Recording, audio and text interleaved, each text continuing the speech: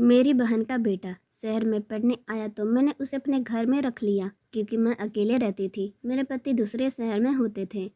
पति से बात की तो वह भी मान गए। मेरी बहन का बेटा मेरा बहुत ही ख्याल रखता था और एक रात उसने मुझे मेरी बहन का बेटा मेरा बहुत ही ख्याल रखता था। बाजार से कुछ भी लाना होता तो वह लाकर दे देता था। फिर एक दिन मैं बीमार पड़ गई और फिर मेरी बहन का बेटा मुझसे कहने लगा, आप बस आराम कर लो। रात को वह मुझे दूध के साथ दवाई भी खिलाकर चला जाता था। जब सुबह होती तो मुझे बहुत ही सुकून होता। एक दिन मेरे पेट में बहुत दर्द होने लगा। तब डॉक्टर के पास गई। डॉक्टर ने कहा कि तुम प्रेग्नेंट हो। मेरी तो जान ही निकल गई और आसमान मेरे सर पे आकर गिर पड़ा। मैं हैरान थी, डॉक्टर की तरफ देखे जा रही थी जो मुझे ऐसे झटका दे चुका था। मेरे सोचने और समझने की शक्ति खत्म हो चुकी थी। मुझे लग रहा था कि मुझ पर आसमान आकर गिर पड़ा हो। ऐसा कैसे मुमकिन था? मैं मान ही नहीं सकती थी। मैंने डॉक्टर से कहा कि आपको ज़रूर कोई गलतफहमी हुई है, मुझे सिर्फ पेट दर्द की शिकायत है। पर मुझे देखकर मुस्कुराने लगी। मेरे सामने मेरी रिपोर्ट रखी हुई थी। फिर डॉक्टर ने कहा कि आप 3 साल से तो आप मुझसे इस चीज़ का इलाज करवा रही हैं। अब आपको ऊपर वाले ने यह खुशखबरी दी है तो अब आपको भगवान का शुक्रिया अदा करना चाहिए। मैं अपनी रिपोर्ट देकर बदहवास हो गई थी। मुझे नहीं मालूम था कि मेरी ज़िंदगी में ऐसा भयंकर मूड आ जाएगा। मैं तो सुनकर ही चकरा गई थी। मेरी शादी को 4 साल हो चुके थे। मेरे पति की नौकरी बाहर मुल्क में लगी हुई थी। वह साल में बस कुछ ही महीने के लिए ही घर आते थे। उस वक्त मेरी ख्वाहिश थी कि मैं उसी दौरान उम्मीद से हो जाऊं कि मेरा दिल बच्चों में लग जाए, लेकिन हर बार मुझे मायूसी का मुंह देखना पड़ता था। लेकिन अभी तो वह दूसरे शहर में थे। मैंने डॉक्टर से कुछ ना कहा। मेरा दिमाग काम करना बंद कर दिया था। रोहित मेरी बहन का लड़का था।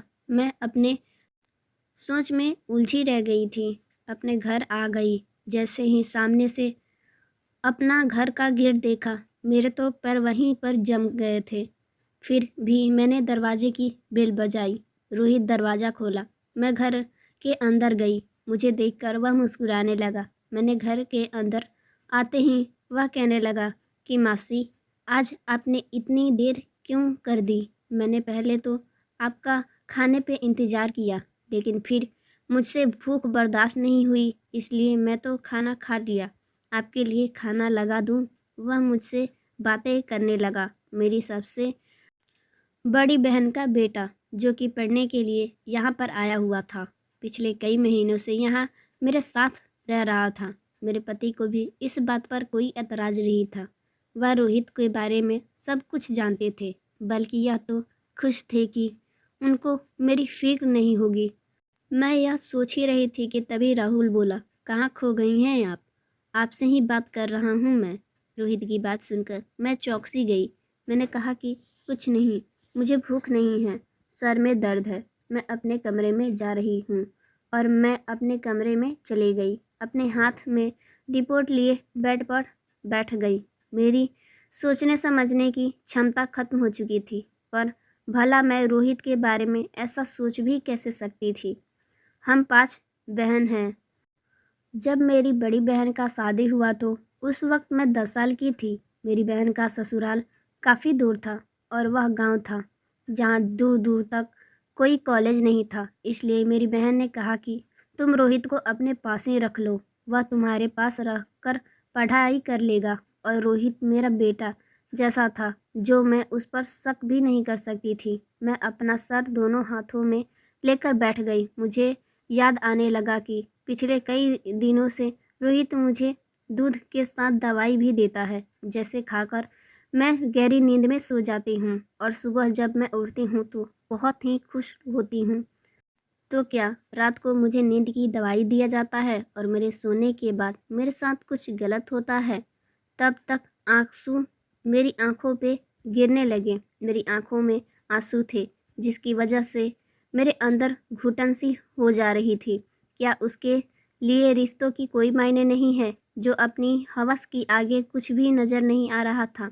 मैं उसकी माँ सी हूँ, यानी कि उसकी माँ। मेरा इससे तो खास रिश्ता है, ऐसा कैसा वह मेरे साथ कर सकता है? कैसे उसका दिल ऐसा करने के लिए मान सकता है? मैं बुरी तरह रो रही थी, जिसका अंदाज़ा शायद कोई लगा नहीं सकता था। एक तरफ मैं पागल हो चुकी थी, अब मुझे उसका बचपन याद आने लगा, जब वह दीदी और जीजू के साथ मेरे घर आता था। मेरी दीदी की 1 साल में ही बच्चा हो गया था। जब मेरी शादी होने वाली थी, तब वह नया-नया कॉलेज में गया था। मुझे वह बहुत ही चिढ़ाया करता था कि मासी, आप इतनी खूबसूरत हैं और आपके पति लंबे-चौड़े जवान हैं और ऊपर से बड़े गुस्सैल वाले हैं। वह आपके साथ बिल्कुल सूट नहीं करेंगे। आपके लिए तो कोई मुझ जैसा स्मार्ट लड़का ही अच्छा लगेगा। हर वक्त वह मुझसे मेरे पति के नाम से चिढ़ाया करता था, हंसता रहता था, मजाक उड़ाया करता था। मैं उसे बस यूं ही घूरती रहती थी। मेरी और उसके दरमियान अंडरस्टैंडिंग भी बहुत थी, क्योंकि वह मुझसे 9 साल ही छोटा है। जब वह यहाँ आया था तो मुझसे ज़्यादा देर तक बातें करता रहता था, हंसता था और मजाक करता था। मुझसे कहता कि मासी, मुझे लगता है कि जीजू ने प्रदेश में किसी अंग्रेजन से शादी कर ली है, तभी तो वापस आने का नाम ही नहीं लेते हैं। तब मैं उसे गुस्से से बोली तो वह हंसने लगा था। उसे देखकर कभी मुझे ऐसा नहीं लगा था कि वह मेरे साथ ऐसी घटिया हरकत भी कर सकता है। मैं उन्हीं सोच में डूबी थी। तभी रोहित कमरे में दरवाज़ा बजाकर अंदर आ गया। उसकी हाथ में दूध का गिलास था और दवाई थी। वह बड़े नॉर्मल अंदाज में मेरे सामने बैठ गया, लेकिन उसके बेड पर बैठते ही मैं खड़ी हो गई, जैसे ना जाने वह क्या कर दे मेरे साथ। और वह जो बात मैं डॉक्टर से सुनी थी, मेरी जगह कोई भी होता तो इस वक्त ऐसे ही डर जाता। मैं अकेली उस वक्त रोहित के साथ उस घर में मौजूद थी। वह मुझे यूं डरता हुआ देखकर हैरान हो गया और कहने लगा कि क्या बात है मासी, आप इतनी घबराई हुई क्यों हैं? कोई प्रॉब्लम है? सब कुछ ठीक तो है ना?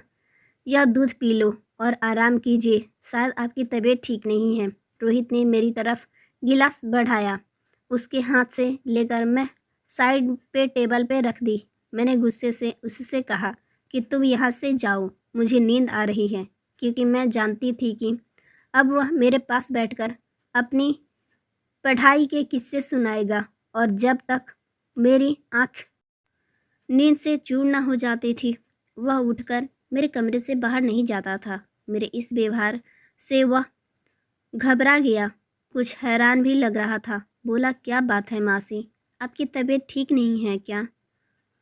कुछ तो बताइए। शायद मेरी रूखे बात से वह परेशान हुआ था। मुझे उस पर और भी गुस्सा आने लगा। कैसे कैसे ड्रामा वह मेरे साथ रच रहा था, जैसे वह बहुत ही मासूम हो और शरीफ इंसान हो, नेक हो। पहले तो मेरा दिल चाहा कि जोड़ का थप्पड़ उसके मुंह पर मार दूं और फिर अपनी रिपोर्ट उसके सामने दे मारूं और कहूं कि देखो तुम्हारी शराफत का सबूत, और उसको धक्के देकर घर से बाहर निकाल दूं। लेकिन मैं चाहती थी कि उसे रंगों हाथों पकड़ूं, वरना यह मुकर जाएगा। फिर मैंने कहा, मेरे सर में बहुत दर्द है, मुझे तुम बिल्कुल भी जगाने के लिए मत आना, मैं सोना चाहती हूँ। मेरी उखड़ी बातों के सामने वह चुप था और उठकर कमरे से दरवाजे पर चला गया। आप आराम करो, और हाँ, वह दूध वहाँ पे रखा है, वह दूध तुम ज़रूर पी लेना, खाना भी नहीं खाया हुआ है। वह मुझे दोबारा से वह दूध की पीने की कह रहा था और फिर कमरे से बाहर चला गया। मैं जानना चाहती थी कि मुझे दूध और दवाई खिलाकर वह कौन सा खेल खेलता है मेरे साथ। मैंने वह दूध का गिलास लिया और खिड़की से बाहर फेंक दिया, जो बाहर गली की तरफ खुली हुई थी, और दवाइयाँ छुपा दी। फिर मैं लाइट बंद करके कमरे में सो गई। अब मुझे उस वक्त का इंतज़ार था जब रोहित मेरे कमरे में आता। 1 घंटे गुजर चुके थे उसका इंतज़ार करते। मैं थक चुकी थी और मुझे नींद भी आने लगी थी, इसलिए सोचा कि खुद ही देख लेती हूँ कि वह क्या कर रहा है। मैं उठकर अपने कमरे से बाहर निकली तो सहन खाली था। सामने वाला कमरा रोहित का था। मैंने आहिस्ता से जब मैं उसके कमरे का दरवाज़ा खोली तो मेरे होश ही उड़ गए और फिर उसके कमरे का दरवाज़ा आहिस्ता से बंद करके अपने कमरे में चली आई थी। दबी पाँव से कमरे में आ गई थी मैं। मुझे वह वक्त याद आ गया जब मुझे पहली बार मेरी दीदी का फ़ोन आया था। वह कहने लगी कि रोहित बाहर पढ़ाई करना चाहता है। यह मेरा सीधा साधा लड़का है, कैसे इन अकेले शहर में भेज दूँ, कहीं गलत लोगों में ना फंस जाए, सिगरेट और दूसरे नशों की आदी ना हो जाए। तुम तो जानती हो कि हमने कैसे इसको देखभाल की है। मेरा बच्चा बहुत ही सीधा है। जहाँ 100 लड़के रहते हैं वहाँ पे तो हर तरह की बातें होती हैं, इसलिए अगर तुम उसे अपने घर में रख लो तो मुझे तसल्ली रहेगी। उस वक्त मैं बड़ी रहम दिली दिखाते हुए हामी भर ली कि रोहित मेरे बेटे जैसा है। मेरा सर दर्द से फटा जा रहा था। मेरा बेटा इस वक्त अपने कमरे में बैठकर सिगरेट पी रहा था। मेरी तरफ उसकी पीठ थी, इसलिए वह इस वक्त मेरे को देखा नहीं था। मैंने उसे सिगरेट पीते हुए देख लिया था। मेरी बहन दिल की मरीज थी। अगर वह सब जान जाती तो रोहित ने मेरे साथ क्या किया है सुनते ही मर जाती। लेकिन मैं सोच रही थी कि मैं रोहित को सुबह ही कह दूंगी कि वह अपने रहने का इंतजाम कर ले।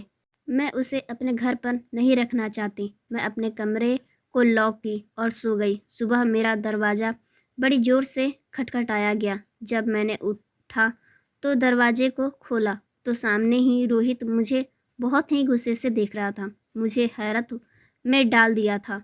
शायद उसकी तलब पूरी ना होने की वजह से वह मुझसे गुस्सा था और मुझे गुस्से में बात कर रहा था। मैंने कहा कि तुम होते कौन हो मुझसे यह पूछने वाले। मेरी भी बुलंद आवाज़ सुनकर हैरान हुआ। फिर नॉर्मल आवाज़ में बोला, रात को आपकी तबीयत ठीक नहीं थी, मुझे आपकी फ़िक्र हो रही थी। मैं कब से दरवाजे पर आवाज़ दे रहा था, लेकिन जब आपने कोई जवाब नहीं दिया तो मैं परेशान हो गया कि कहीं आप बेहोश ना हो गई हूँ, इसलिए मैं दरवाज़ा खोलना चाहती थी तो दरवाज़ा लॉक था, इसलिए मैं परेशान हो गया था। अब आप प्लीज़ दरवाज़ा लॉक ना कीजिए करें। मुझे उसकी झूठी फिक्रमंदी और दिखावे की परेशानी देखकर बहुत ही गुस्सा आया। मैंने कहा कि मेरी फ़िक्र करने की तुमको कोई ज़रूरत नहीं है।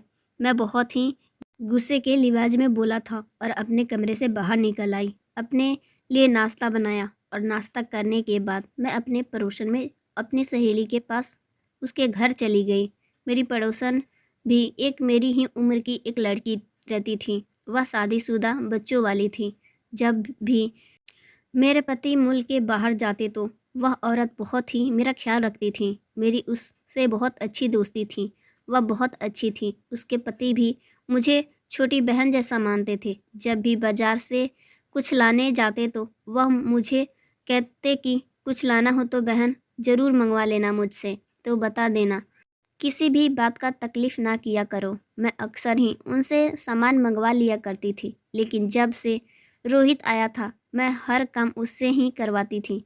मेरे पति 3 महीने बाद आने वाले थे। मेरे पास इस बच्चे को ख़त्म करने की अलावा कोई दूसरा रास्ता नहीं था, लेकिन मुझे यह नहीं समझ आ रहा था कि अपनी पड़ोसन से कहूँ या ना कहूँ। ना जाने वह मेरे बारे में क्या सोचेगी, लेकिन मुझे किसी के औरत को भी तो ज़रूरी थी। मुझे यह कदम उठाना ही था, क्योंकि अगर दीदी को सच बताती तो वह सहन न कर पाती। अगर पति से सब कुछ कहती तो वह मुझे अपनी बीवी ना समझता। मेरे घर बर्बाद होकर रह जाता। मैं ऐसी कशमकश में थी कि मैं ही जानती थी। मैं नीलाम होकर रह गई थी। मेरे पेट में बच्चा है, मुझे अबॉर्शन करवाना है, इसलिए तुम मेरे साथ डॉक्टर के पास चलोगी क्या? मैंने पड़ोसन से कहा तो मेरी बात मान गई। मैं अपने डॉक्टर के पास नहीं गई थी जिसके पास कई सालों से इलाज करवाती थी, बल्कि एक नई लेडीज डॉक्टर के पास गई। वह मुझसे कहा कि वह मेरा यह काम आराम से कर देगी तो मैं उसे ठीक ठाक पैसे दूंगी। वह डॉक्टर मान गई, लेकिन उस रात मेरे साथ कुछ ऐसा हुआ कि मेरी रूह कांप गई थी। रात को घर आते ही मैंने कहा कि मैं तुम्हें अपने घर में नहीं रख सकती, इसलिए 2-3 दिन में ही वह जहाँ चाहे इंतज़ाम रहने का कर ले। मेरी बात सुनकर वह हैरान रह गया। आप यह क्या कह रही हैं? मैं क्यों आपको छोड़ के जाऊँ? मेरा कोई मसला नहीं है, मैं तो कहीं भी रह लूँगा, लेकिन आप अकेली कैसे रहेंगी? मुझे रोहित की मेरे लिए फ़िक्रमंदी भी दिख रही थी। मैंने कहा कि मैं तुम्हारे आने से पहले अकेली ही तो रहती थी। जल्दी-जल्दी अपना इंतज़ाम कर लो। वह जवाब में कुछ नहीं बोला, लेकिन चेहरे से परेशानी ज़रूर दिख रहा था। मैं अपने कमरे में आकर सो गई। मैं कमरे को अंदर से लॉक करके सोई हुई थी। कुछ ही देर में सो गई थी। फिर मुझे कुछ होश नहीं आया। रात को जब मेरी आँख खुली तो मुझे लगा कि मेरे बराबर में कोई सोया हुआ है, लेकिन मेरे कमरे में बहुत अंधेरा था, इसलिए अंधेरे की मैं इस इंसान को देख नहीं पा रही थी। मुझे नज़र नहीं आ रहा था कि मेरे बराबर में कोई सो रहा है। मैं बहुत बुरी तरह डर गई थी, इसलिए शोर मचाने लगी, लेकिन अगले ही पल मेरे बराबर में लेटा हुआ वह इंसान उठकर बैठ गया। उससे पहले कि मैं बेड से उठकर जाती, उसने मेरे मुंह पर हाथ रखा। उससे पहले मैं अपने बचाव के लिए कोई तरकीब सोचती, उस इंसान ने लाइट टेबल पर रखे हुए जला दिया, लैंप ऑन कर दिया। उस इंसान को देखकर तो मेरे अपने होश ही उड़ गए थे। मेरे सामने मेरा पति थे और कब आए थे पता ही नहीं चला। बिना कुछ बताए वह अचानक से आ गए थे। वह मुस्कुराने लगे और कहने लगे कि मैं तुम्हें सरप्राइज़ देना चाहता था। जब मैं घर पहुंचा, रोहित ने दरवाज़ा खोला था, क्योंकि उसे मालूम था कि मैं आ रहा हूं, लेकिन अब कमरे में आने लगा तो तुम लॉक करके रखी हुई थी। खिड़की से रास्ते से मुझे आना पड़ा। अजीब हो तुम भी। यहाँ कौन सी कोई गैर आदमी रहता है जो तुम अंदर से दरवाज़ा लॉक करके सोती हो? मैं अपने पति के गले लगकर बहुत ही रोई, तो वह मुझे यूँ रोता देखकर समझ गए थे कि मैं उनके बिना उदास हो गई हूँ, इसलिए उन्हें अचानक सामने पाकर मैं रो पड़ी थी। इसलिए हकीकत तो कुछ और ही था, जो मैं ही जानती थी मुझ पर क्या गुजर रही थी। वह मुझे तसल्ली देने लगे। सुबह जब मैं उठी तो मेरे पति भी सो रहे थे। मैं बहुत ही परेशान थी। आज मुझे डॉक्टर के पास भी जाना था, लेकिन मेरे पति की मौजूदगी में यह मुमकिन नहीं था और मैं यह सोचकर परेशान भी हो रही थी। मैं पति से क्या कहूँ, कैसे बात छुपाऊँ? मैं परेशान से बाहर लॉन में बैठी थी। तभी रोहित किचन से निकला। वह अपने लिए नाश्ता बनाकर टेबल पर रख रहा था और मुझे देखकर मुस्कुराते हुए कहने लगा, मासी कैसा लगा आपके मौसा जी का सरप्राइज? मैंने उसे नफ़रत से देखा और उसे कहा कि किस कदर के ड्रामेबाज इंसान हो तुम। ऐसे मासूमियत से भरे अदाकारी कैसे कर लेते हो? शर्म नहीं आती तुम्हें? एक तरफ मासी कहते हो और दूसरी तरफ यह सब करते हो। मैं बहुत गुस्से में थी, इसलिए जो भी मुंह में आया उसे कहना शुरू कर दी और वह ऐसा ढीठ था कि अभी भी मुझे हैरत से देख रहा था। कहने लगा कि मासी यह बात क्या है? आप क्या कहना चाहती हैं? मुझे आपकी बात समझ में नहीं आ रही है। मैंने ऐसे भी क्या कर दिया है जो आप इस तरह से मुझसे बात कर रही हैं? ऐसे वक्त मेरे पति वहाँ पर आ गए। हमें यूँ बातें करता हुआ देख हैरान हो गए थे। वह मुझसे पूछने लगे, क्या हुआ? आखिर तुम इस पे इतना भड़क क्यों रही हो?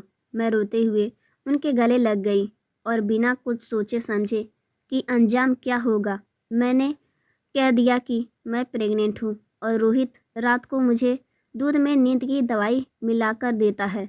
मेरी यह बात सुनकर रोहित हैरान नज़रों से मुझे देख रहा था। इस वक्त मेरी पड़ोसन भी वहाँ पर आ गई। उसने सारी बातें सुन ली थी। तब उसने कहा कि तुम जैसे सोच रही हो वैसा कुछ भी नहीं है। जब तुम कल डॉक्टर के पास गई थी तो उसने कुछ तुम्हारे टेस्ट किए, जिसमें पता चला कि तुम प्रेग्नेंट नहीं हो। शायद तुम्हारी रिपोर्ट चेंज हो गई है।